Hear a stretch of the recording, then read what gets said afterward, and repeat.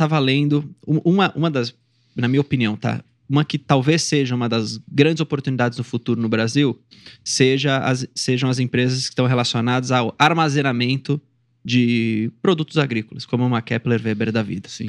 Porque eu estava vendo isso no próprio RI da Kepler Weber. Eles colocaram lá uma pesquisa mostrando a diferença e do quanto que o Brasil consegue armazenar versus, por exemplo, os Estados Unidos. Sim. E aí você olha, é bizarro, que a gente não consegue armazenar nada. Isso é até ruim pro próprio produtor e até ruim pra gente conseguir expandir a agro como um todo. Sim. Aí até os fiagros vêm nisso e podem até ajudar nesse incentivo de capital mesmo para se crescer isso.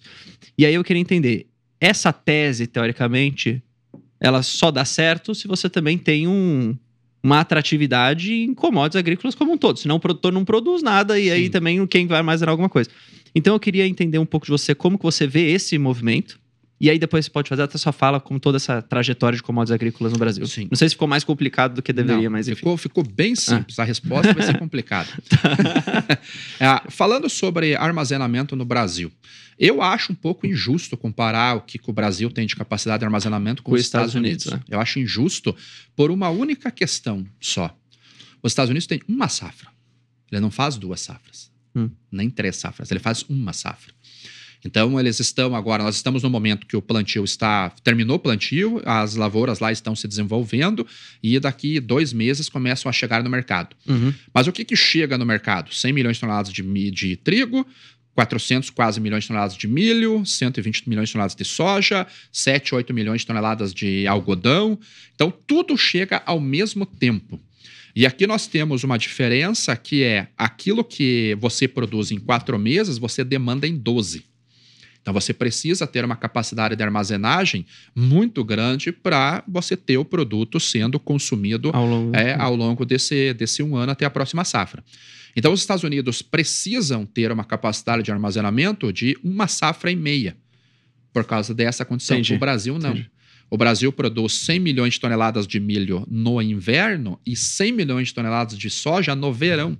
Eu não preciso ter um espaço para 200 milhões de toneladas. Entendi. Eu preciso ter um espaço para 100 milhões de toneladas.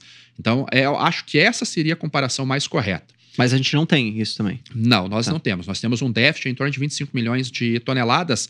Mas isso por quê? Porque a maneira que o produtor brasileiro, essa é uma crítica, inclusive eu sou produtor, então vale para mim também, tá? Essa crítica. Nós não sabemos comercializar a nossa soja. Então, nós acabamos segurando o produto durante um período maior do que o necessário, na esperança de um preço melhor lá na frente. E isso nunca vai dar certo. Nunca vai dar certo. Primeiro porque todo produtor, independente se é commodity ou manufatura, ele não está visando o faturamento, a não ser que você seja uma startup que esteja em período aí de ganho de market share. Mas se você não for uma startup dessa, você quer a margem, né? o lucro. A margem. Você quer o lucro. E em commodity, principalmente, a mão fraca do mercado sempre estará para quem tem a oferta. Porque é caro você manter essa oferta com você. Você vai pagar os custos de armazenagem. Em commodities agrícolas, você tem a deterioração da qualidade do produto, que nós chamamos de quebra técnica. Então, o mesmo percentual de proteína e óleo que a soja tem colhida hoje, daqui 6 meses ela já não tem esse percentual. Então, tem um desconto com relação a isso. Além disso, o Brasil ele tem juros muito altos.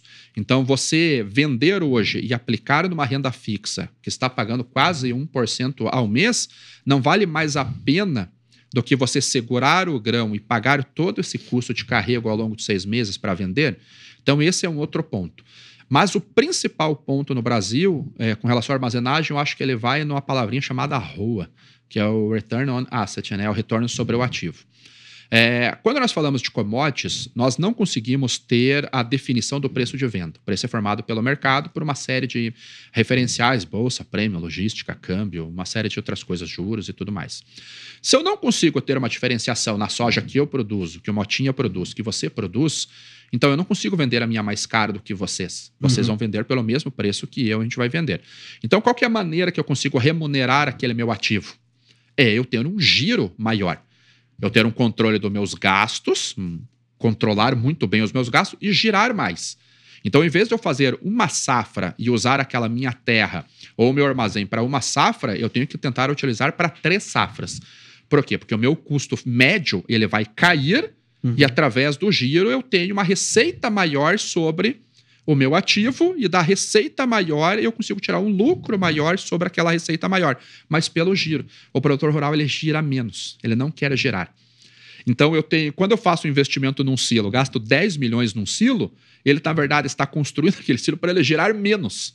Então, quando você vai fazer a conta do retorno sobre o ativo, não paga a conta, não faz sentido. Verdade. Bom ponto. Caraca, eu nunca tinha pensado nisso. Já desistiu de que já desisti. Não, tem um mercado muito bom para ela.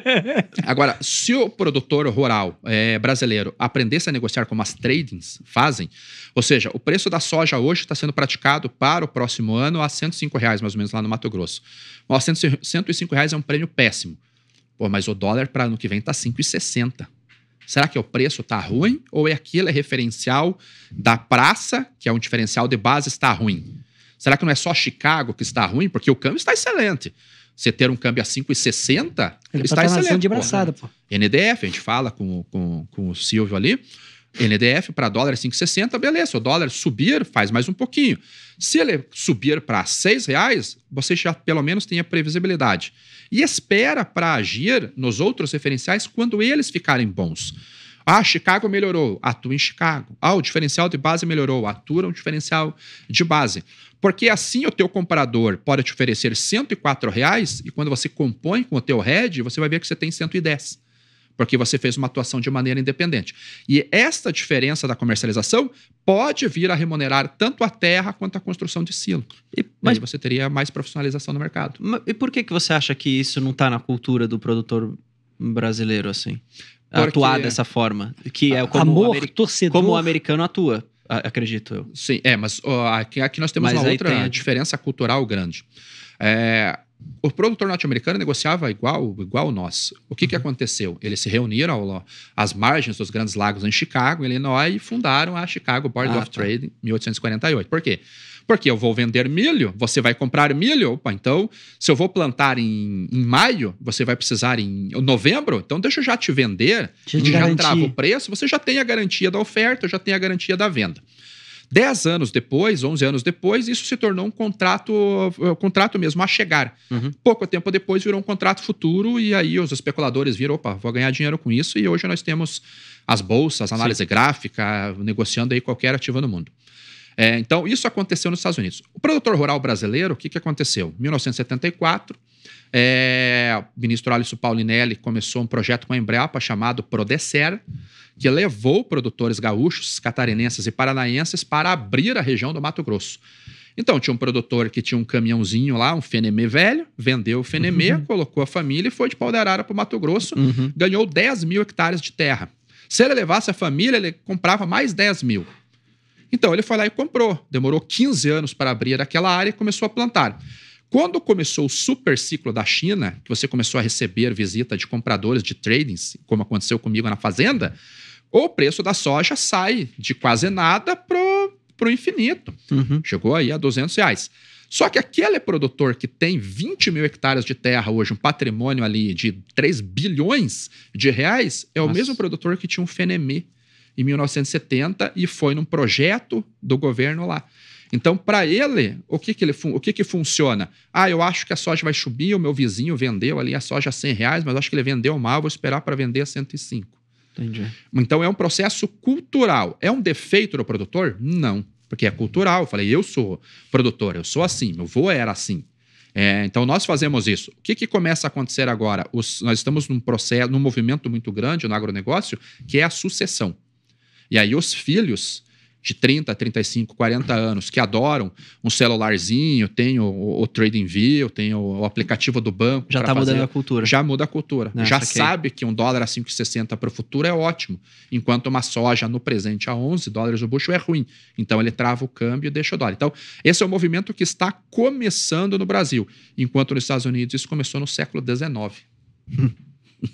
Caraca, pra você ver como é atrasado.